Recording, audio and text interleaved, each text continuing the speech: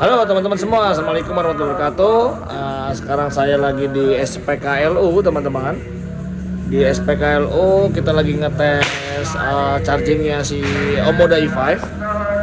Kita mau buktikan gitu ya. Kita mau buktikan bahwa sebenarnya AC chargingnya si Omoda i5 itu support berapa kW teman-teman. Ya. Nah kebenaran saya sekarang mampir di SPKLU ini kita coba pakai AC chargingnya aja. Karena beneran di SPKLU ini tuh AC chargingnya 22 kW teman-teman. Jadi AC chargingnya 22 kW dan kita buktikan ya, karena kan banyak simpang siur bahwa AC chargingnya si Omoda i5 ini ada yang bilang support 22 kW, ada yang bilang 11 kW, ada yang bilang 6,6 kW ya, makanya kita buktikan aja ya. Nah kebenaran sekarang lagi di SPKLU dan kita coba nggak pakai DC chargingnya, kita pakai AC chargingnya yang 22 kW. Sebentar saya kasih lihat ya 22 kW ya. Oke ini dia. Ini AC 22 kW teman-teman. Sekarang kita sudah charging. Kita lagi melakukan charging sekarang ya. Kita sudah melakukan charging. Kalau saya lihat dari aplikasi, ya tuh ya. Coba kita masuk ke dalam aja deh. Kita masuk ke dalam mobil. Nah ini dia. Nah ini lagi ada pengajian soalnya di masjid sebelah, jadi agak berisik teman-teman. Oke, nah ya lihat di sini yang masuk malah 9 ya, 9 kW ya, 9,2, kadang 8,9, pokoknya 9, sekian lah ya. Karena memang ini mobil kan lagi hidup, jadi mungkin dia ngambil daya juga ya. Tapi kalau di aplikasi, ini di aplikasi ya. Di aplikasi memang 9,64 ya. Powernya itu 9,64 kalau di aplikasi teman-teman. Begitu ya. Jadi intinya ternyata coba kalau iseng saya matikan ya. Saya iseng matikan. Saya power off. Oke. Nah, lihat di sini ya. Kalau di offin itu masuk memang berapa tuh, sama sih 9, juga. 9,2 lah ya. 9,2 kW teman-teman. Oke ya, berarti artinya memang si Omoda i5 ini untuk sebentar saya balik dulu kameranya ya. Oke teman-teman, jadi gitu ya. Ternyata sesuai spek sih ya. Di buku juga dibilangin sih tertulisnya itu memang untuk AC chargingnya itu support sampai 9,9 kW teman-teman gitu ya.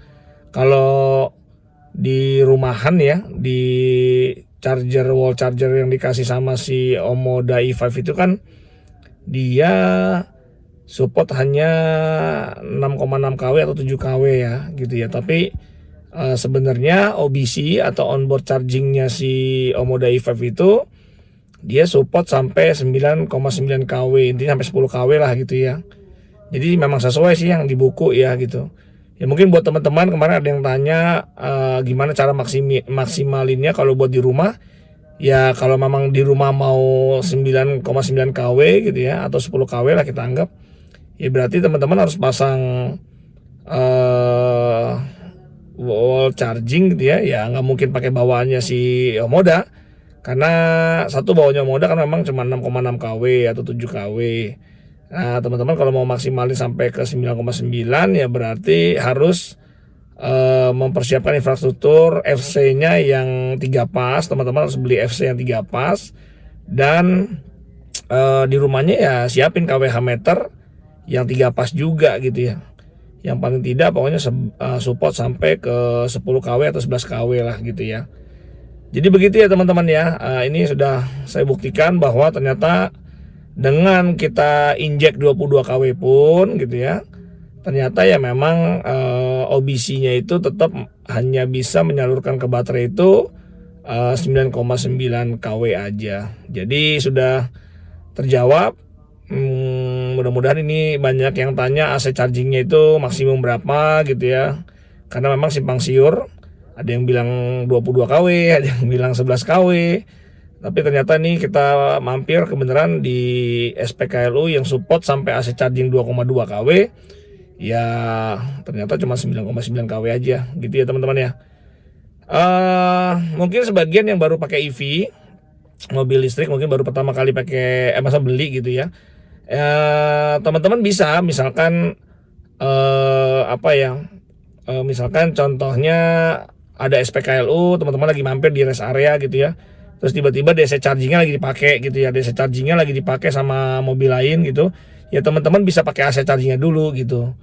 Jadi mudah-mudahan AC chargingnya 22 kW bukan yang 7 kW, jadi teman-teman bisa ya manfaatin 9 kW kan lumayan juga ya, atau kita anggap 10 kW lah, 10 kW kan lumayan juga. Jadi ya teman-teman harus tahu, jadi kita tuh nggak mesti harus DC terus gitu, bisa juga AC gitu ya. Atau bahkan misalkan teman-teman lagi lagi misalkan mau santai gitu di SPKLU ini tahu di situ sepi misalkan, pengen santai ya nggak apa-apa, pakainya AC aja, nggak perlu DC gitu ya. Karena ingat, semakin sering kita menggunakan DC charging, maka semakin kesehatan baterai itu semakin menurunnya akan lebih cepat juga teman-teman. Jadi kalau bisa ya kita pakai yang slow charging aja, jangan selalu terus-terusan pakai DC charging.